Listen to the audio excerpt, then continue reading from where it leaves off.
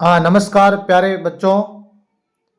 आज हम model paper दूसरा का अभ्यास करेंगे, कक्षा 8 संस्कृत विषय का।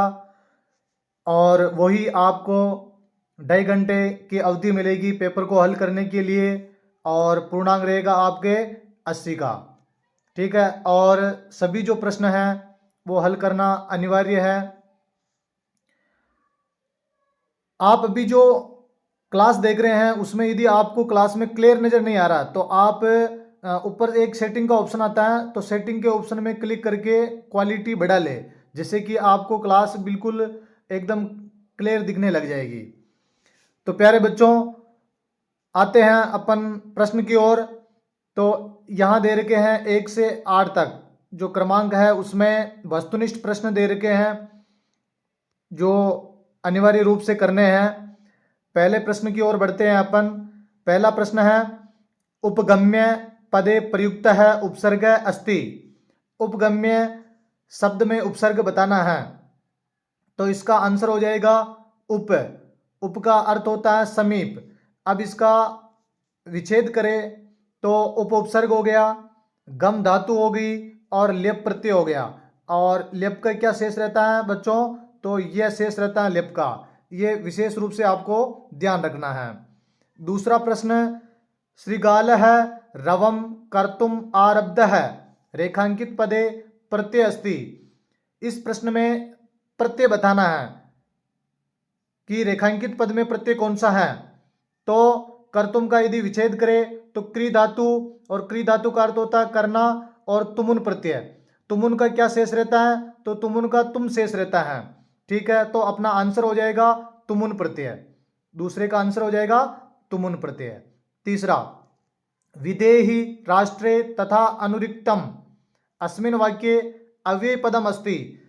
तीसरे प्रश्न में अव्यय पद बताना है, तो इसमें अव्यय पद हो जाएगा अपना, क्या हो जाएगा? तथा हो जाएगा। तथा अपना अव्यय पद हो जाएगा, और तथा का अर्थ है वैसे। ठीक है, अगला क्वेश्चन, सर्वाधिकाः रम्याः इमाः सन्ति अस्मिन् वाक्ये सर्वनाम पदम अस्ति। सर्वनाम पद बताना है, और अपना सर्वनाम पद क्या हो जाएगा? यहाँ इमाः। ठीक है, इमाः एक सर्वनाम शब्द है इदम का। पांचवा क्वेश्चन है, पांचवें क्वेश्चन की ओर बढ़ते हैं अपन। लुब्धस्य नश्यति, तो इसका आंसर क्या होगा? यशः। क्या आंसर हो जाएगा? यशः। लुब्धस्य यशः नश्यति। ठीक है, यानी यश के नष्ट होने की कह रहा है ये। यानी जो लोभ करते हैं, लोभ से क्या नष्ट हो जाता है? तो लोभ से क्या नष्ट हो जाता है? यश नष्ट हो जाता है। ठीक है, तो अपन को ज्यादा लोभ नहीं करना चाहिए। अगला क्वेश्चन, शालिनी पितृगृहम आगच्छति। इसका अर्थ होता है शालिनी पिता के घर से आती हैं। यानी शालिनी पिता के घर से कब आती हैं?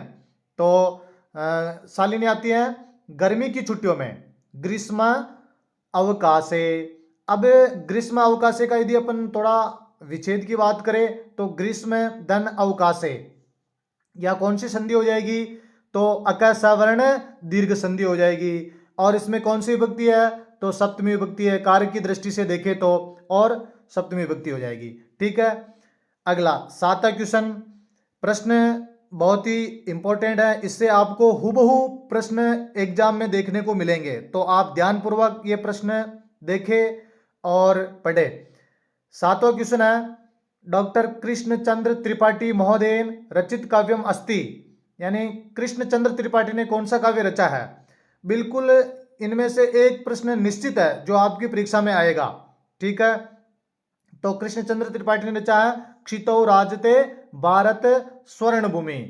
ठीक है, यानी धरती पर भारत की जो भूमि है वो क्या होती है? सुशोभित होती है। आगे क्या वाला ऑप्शन देखिए आप, सदैव पुरतो निधेहि चरणम। इसके रचयिता कौन है? तो इसके रचयिता है, मैंने पहले से लिख रखा है क्योंकि ज्यादा समय खराब नहीं हो इसके कारण मैंने पहले लिख दिया है।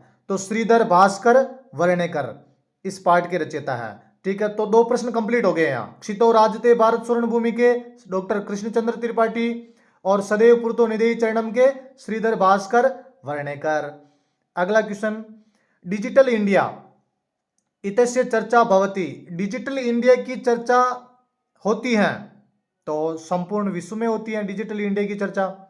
ठीक है, आगे अगला क्वेश्चन है अपना विशेषण विशेष्य वाला। ठीक है, विशेषणम विशेष्य मेलनम कुरुतः। विशेषण का विशेष्य से क्या करना है, मेलन करना है। ठीक है, आगे महतीम, महतीम को किससे मिलाना है, तो महतीम को मिलाना है गुहाम से मिलाना है। ठीक है, निखिलम, निखिलाम, निखिलाम को किससे मिलाना है, कथा से मिलाना है। और अर्थ भी लिख रखा मैंने, निखिलाम का अर्थ होता है संपूर्ण। एकस्य को किससे मिलाना है, पुत्रस्य। सुंदर को किससे मिलाना है, शब्द है। विशेषण और विशेष्य में ये विशेष रूप से आपको ध्यान रखना है कि विशेष्य यदि एक वचन प्रथमा विभक्ति में है तो विशेषण भी एक वचन प्रथमा विभक्ति में ही होगा, यानी विशेषण और विशेष्य दोनों समान होंगे। ये विशेष रूप से ध्यान रखना। अगले क्वेश्चन की ओर बढ़ते हैं अपन। अगला क्वेश्चन आ जाता है अपना संधि का। संधि का क्वेश्चन बिल्कुल आपके एग्जाम में निश्चित रूप से आएगा। अधोलिखिता नाम पदानाम संधिम संधि विच्छेदम कुरुतः। यानी क वाले की आपको संधि विच्छेद दे रखा तो संधि पद बनाना है, और ख के अंदर संधि दे रखी है तो संधि विच्छेद करना है।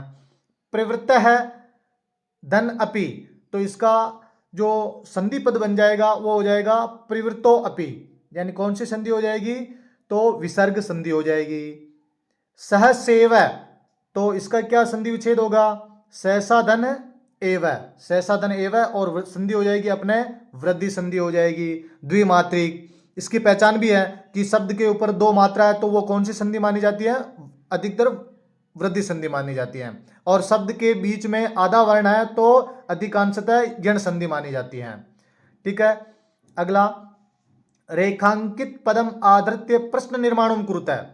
यानी जो रेखांकित जिन शब्दों को कर रखे हैं उनको उनका प्रश्न निर्माण करना है। तो प्रसन्नताया विषयो अयम, किम शब्द का रूप हो जाएगा कस्याहा।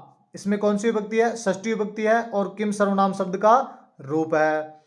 जालात, तो इसमें आ जाएगा कस्मात, पंचमी विभक्ति आ जाएगी इसमें, और किम शब्द की पंचमी विभक्ति, पुल्लिंग का रूप है ये। ठीक है, आगे की ओर बढ़ते हैं अपन। 12वां क्वेश्चन, प्रदेशे अस्मिन् हस्तशिल्पानां बाहुल्यं वर्तते, अत्र रेखांकित पदयोः विशेषणं विशेष्य पदम च पृथक् कुरुतः।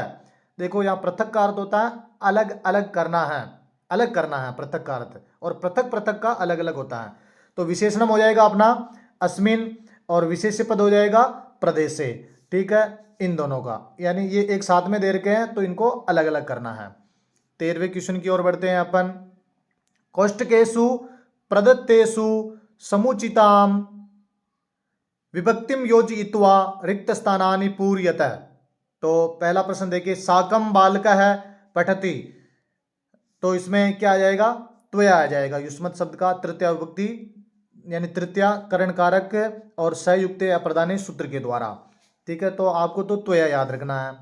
दूसरा, रोचते भक्ति ही हरि ही, यानी हरि शब्द का चतुर्थी यानी रोचते, हरि को भक्ति अच्छी लगती है, रुचिकर लगती है, तो संप्रदान कारक के योग में कौन सी विभक्ति हो जाएगी, चतुर्थी विभक्ति हरिये। ऊपरी खगाः तिष्ठन्ति वृक्ष, तो संबंध और षष्ठी विभक्ति करके क्या हो जाएगा, वृक्षस्य, यानी वृक्ष के ऊपर क्या है, तो पक्षियों का जो झुंड है उसकी बात कर रहे हैं। अगला, गंगा पवित्रतमा नदी, तो अधिकरण कारक के योग में कौन सी विभक्ति हो जाएगी, सप्तमी विभक्ति हो जाएगी। और नदी का जो रूप है सप्तमी बहुवचन का वो हो जाएगा नदीसु, क्या हो जाएगा, नदीसु। ठीक है, ये 13वां प्रश्न कंप्लीट है। आगे बढ़ते हैं अपन 14वें क्वेश्चन की ओर। मंजूषात, मंजूषा यानी मंजूषा का मतलब होता है ये अपन ने जो ये एक तरह की ये पेटी बना रखी है, मंजूषा। ठीक है, राजते इच्छा में दृश्यते अभवन अपतत। ठीक है, तो इसमें पहला प्रश्न क्या वाला, अन्य अपि पशवः भयभीताः, तो क्या आ जाएगा इसमें, अभवन आ जाएगा। ठीक है, और दूसरा, क्षितो क्या आ जाएगा, राजते भारत स्वर्ण भूमि ही, ये पाठ का नाम ही दे दिया इसने। ठीक है, वयम तत्रैव गंतुम इच्छामः भ्रातृजाया उदासीना इव दृश्यते। ठीक है, आगे बढ़ते हैं अपन 15वें क्वेश्चन की ओर बढ़ते हैं। मंजुषातः उचितानि संज्ञा पदानि चित्वा रिक्त स्थानानि पूर्यतः। ठीक है, रिक्त स्थान की पूर्ति करनी है, तो आगे हो जाएगा पहला मालायाः मनोदशा स्वस्थान प्रतीयते। ठीक है, काश्चित् जलम पातुम याचन्ते स्म नार्यः मानवाः वृक्षाणां छायायां विरमन्ति। ठीक है, सा गुहा ऊंचे श्रृगालम अव्यत। ठीक है, अगले क्वेश्चन की ओर बढ़ते हैं 16। ठीक है, इसमें संज्ञा पद चुन करके रिक्त स्थान की पूर्ति करनी है। एक दो बार इस वीडियो को देखना और पढ़ना, याद हो जाएगा। 7वां क्वेश्चन है, इसमें प्रश्न पत्र अतिरिक्तात् स्व पाठ्य पुस्तक से 2 श्लोकों लिखत। ये प्रश्न तो आपके बिल्कुल 100% आएगा, और कुछ नहीं करना, 4 श्लोक तो कम से कम याद होने चाहिए। ठीक है, और 2 श्लोक लिख देने हैं। और श्लोक ये विशेष रूप से ध्यान रखना, आपको ध्यान विशेष रूप से क्या रखना है कि इस पाठ्य पुस्तक में जो श्लोक नहीं आए, मतलब वो श्लोक नहीं होने चाहिए, दूसरे श्लोक लिखने हैं। ठीक है, आगे की ओर बढ़ते हैं। 17वां क्वेश्चन है, क स्तंभे ददम श्लोकांशान ख स्तंभेन स सुमेलनम कुरुत तेषु एव त्रिषु तुष्टेषु चत्वारि तस्य वर्धन्ते। तो क्या हो जाएगा, आयुर्विद्या यशो बलम दृष्टिपूतम न्यसेत पादम वस्त्रपूतम जलम पिबेत सर्वम परवसम दुखम सर्व आत्मवसम सुखम तेषु वेव तुष्टेषु तुष्टेन्तु का अंतिम में क्या हो जाएगा, तपः सर्वम समाप्यते। ठीक है, चलो आगे 18वां क्वेश्चन की ओर बढ़ते हैं अपन। इसमें पूर्ण वाक्य में उत्तर देने हैं। ठीक है, अधोलिखितानाम प्रश्नानाम उत्तराणि पूर्ण वाक्य। देखो, एक विशेष रूप से ध्यान रखना है, एक तो होता है पूर्ण वाक्य, एक होता है एक पदेन, जो अगला क्वेश्चन आएगा अपना। तो एक पदेन में एक पद में उत्तर देना है, और पूर्ण वाक्य में पूरा प्रश्न से स्टार्ट करना है उत्तर देते हुए, और प्रश्न से ही अंत करना है। पहला प्रश्न है, केसाम समवायः सप्त भगिन्यः इति कथ्यते। तो सप्त राज्यानाम समवायः सप्त भगिन्यः इति कथ्यते, यानी क्या आ जाएगा, समवायः है। अगला, प्लास्टिकस्य मृत्तिकायाम लया भावात कस्य कृते महती क्षति भवति। ठीक है, यानी क्षति नुकसान की बात कर रहा है। प्लास्टिकस्य मृत्तिकायाम लया भावात, ये प्रश्न से लिया अपन ने पूरा। ठीक है, पर्यावरण से कृते महती भवति, यानी पर्यावरण की क्या होती है, क्षति की बात कर रहा है, यानी बहुत बड़ी क्षति होती है, नुकसान होता है पर्यावरण का। अगर गुहायाः स्वामी कह आसीत, गुफा का स्वामी कौन था, तो कौन था गुफा का स्वामी, श्रृगाल है। ठीक है, तो प्रश्न से गुहायाः स्वामी श्रृगाल आसीत। तडागाः कुत्र निमीयन्ते स्म। चौथा क्वेश्चन, तडागाः ऐसे से ही देशे निर्मीयन्ते। ठीक है, ये 18वां क्वेश्चन है, और पूर्ण वाक्य में उत्तर देना है। अगला 19वां क्वेश्चन की बात करते हैं अपन। अधोलिखितानाम प्रश्नानाम उत्तराणि एक पदेन, ये विशेष ध्यान रखना है, एक पदेन लिखता है। अर्थिनः केभ्ये विमुखान यान्ति, तो क्या आंसर आ जाएगा, वृक्षाः। सुस्वादु तोयाः का प्रभवन्ति, यानी नद्यः है। ठीक है, मम सहजा प्रकृति का अस्ति, मैत्री अस्ति, मैत्री आ जाएगा। स्वकीयम साधनम किम भवति, तो बलम। ठीक है, एक पद में उत्तर देना है। अगला क्वेश्चन है 20वां, चित्रम दृष्ट्वा मंजुषात पदानि प्रयुज्य चत्वारि वाक्यानि रचयन्तु, यानी चित्र को देख करके 4 वाक्य की रचना करनी है, और अथवा भी दे रखा है ये। ठीक है, तो ये क्वेश्चन भी कर सकते हैं, दोनों में से एक ही करना है। ठीक है, इसमें मैंने क्रम से जमा रखे हैं, तो आप क्रम से देख करके लिख ले। आगे 21वां जो क्वेश्चन है, उसमें क्या करना है कि इनको घटनाक्रम के अनुसार जमाना है। पहले क्या हुआ था, फिर उसके बाद क्या हुआ, उसके बाद क्या हुआ, फिर अंत में क्या हुआ, तो ऐसे क्रम से जमाना है, पूरी एक कविता कहानी की तरह जमाना है। अधोलिखितानां वाक्यानां घटनाक्रमानुसारेण, ठीक है। जैसे ये जमा रखे हैं, पहले हुआ था एकस्मिन् वने खरः खरन खरः नाम सिंह प्रतिवसति स्म, ठीक है। फिर सह इतस्ततः परिभ्रमन् क्षुधार्तः जातः, सह एकां महतीं गुहां अपश्यत्, गुहायाः स्वामी दधिपुच्छः नाम श्रृगालः समागच्छत, ठीक है।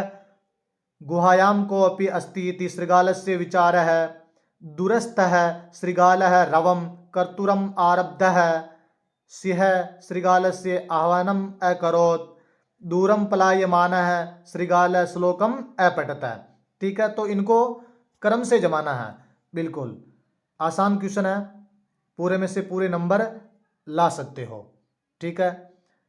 अब इसमें दो श्लोकों का 3 श्लोक दे रखे हैं, इसमें 2 श्लोकों का हिंदी भावार्थ लिखना है, ठीक है।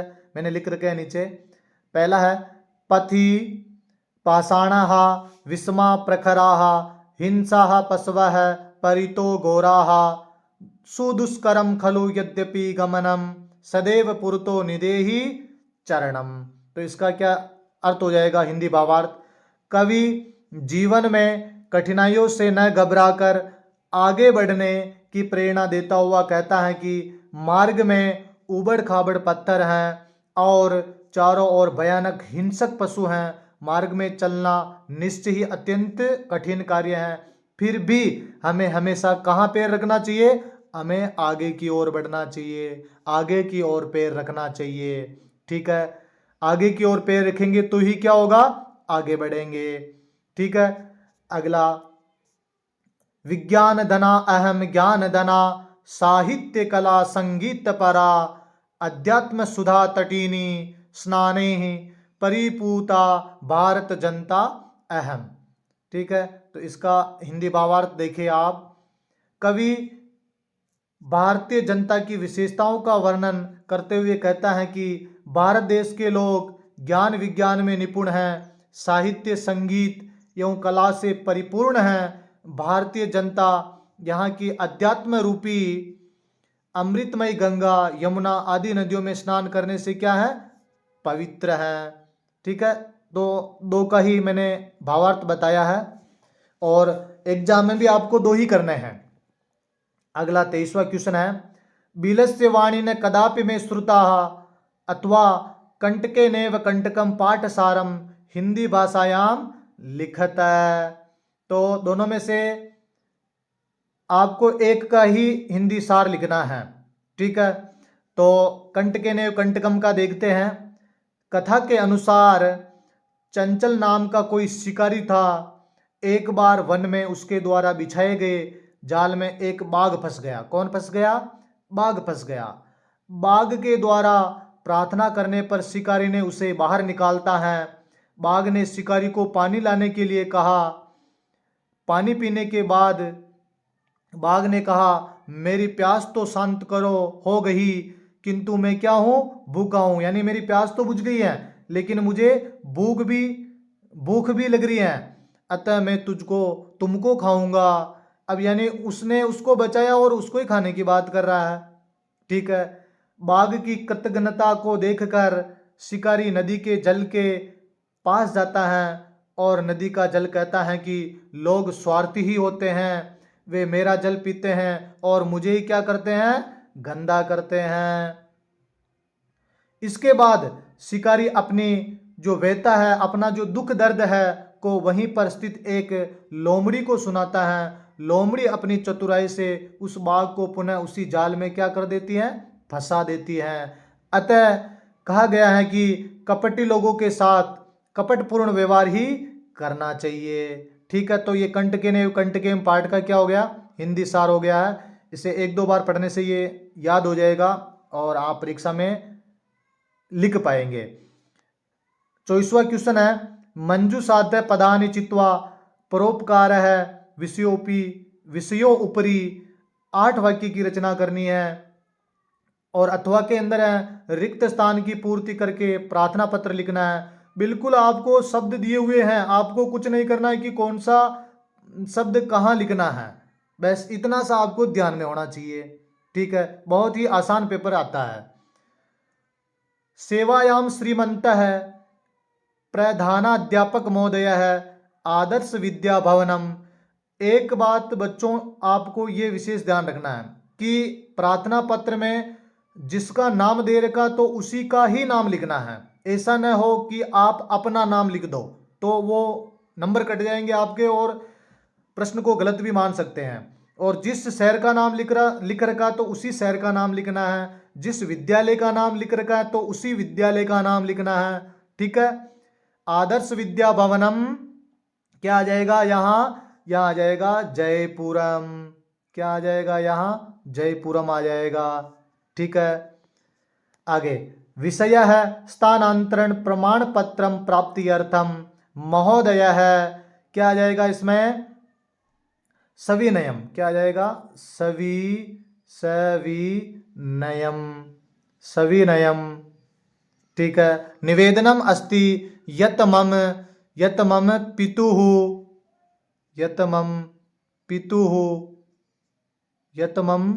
पितुः स्थानांतरणम भरतपुर नगरे जाता है। भरतपुर नगर में हो गया। अहम अपि तेनेव, आगे बढ़ते हैं। अहम अपि तेनेव सह तत्र गत्वा, यानी उनके साथ जाने के लिए पठिष्यामि अतः अस्मात् विद्यालयात्। यहाँ आ जाएगा विद्यालयात् मम स्थानांतरण प्रमाण पत्रम टीसी दत्वा माम कृतार्थयन्तु। यहाँ आ जाएगा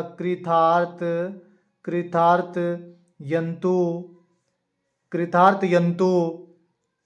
ठीक है, भवताम आज्ञापालक है। क्या नाम लिखना है यहाँ प्रवीण है। ठीक है, अपना नाम नहीं लिखना है यहाँ, जो उसमें दे रखा है तो वो नाम ही लिखना है। यदि उसमें नाम नहीं दे रखा तो फिर आप अपना नाम क्या कर सकते हैं लिख सकते हैं। ठीक है, आगे 25वां क्वेश्चन है जो गद्यांश से संबंधित है। आर्यभट्टस्य योगदानम गणित ज्योतिषा संबंधम वर्तते। दो बार इसको कम से कम 2 बार गद्यांश को पढ़ना है और फिर आंसर देना है। ठीक है, देखिए पहला क्वेश्चन है आर्यभट्ट है कस्मिन् न विश्वसीति स्म। तो आर्यभट्टस्य यानी किस पर विश्वास की, यानी आर्यभट्ट है फलित ज्योतिष शास्त्र न विश्वसीति स्म, यानी फलित ज्योतिष शास्त्र पर विश्वास नहीं करते। कदा चंद्र ग्रहणम भवति, ख वाला।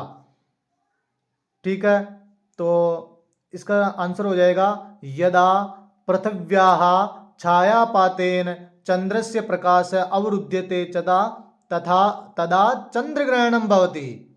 ठीक है, ग वाला देखे कदा सूर्य ग्रहणम दृश्यते, कब सूर्य ग्रहण दिखाई देता है। तो सूर्य ग्रहण की बात कर रहे हैं तो ये हो जाएगा पृथ्वी सूर्यो मध्य, पृथ्वी और सूर्य के बीच में क्या आ जाता है चंद्रमा की छाया पड़ जाती है। तो कौन सा ग्रहण होता है सूर्य ग्रहण होता है। और जब सूर्य पृथ्वी की होती है तो बीच में क्या हो जाता है तो चंद्र ग्रहण हो जाता है। ठीक है, पृथ्वी सूर्यो मध्य समागत चंद्रस्य छाया पात्यो सूर्य ग्रहणम दृश्यते। ठीक है, आगे आर्यभट्टस्य योगदानम केन संबंधम वर्तते। आर्यभट्ट का जो योगदान है वो पूछ रहा है। तो आर्यभट्ट का योगदान किसमें होता है, किसमें हुआ, तो गणित ज्योतिषाम संबंधम वर्तते। ठीक है, तो आर्यभट्ट का योगदान है। ठीक है, ये अपना दूसरा मॉडल पेपर कंप्लीट हो गया है और मुझे पूर्ण विश्वास है कि आपको समझ में आया होगा। यदि कोई आपके डाउट हो तो आप कमेंट बॉक्स में लिख करके ज़रूर लिखें कि ये डाउट है, तो बिल्कुल मैं उसको क्लियर करने का पूरा प्रयास करूँगा। ठीक है, इस क्लास को सब्सक्राइब करें और शेयर भी करें कि और बेल आइकन को भी दबाएं कि आने वाला जो क्लास है वो आपको जल्दी से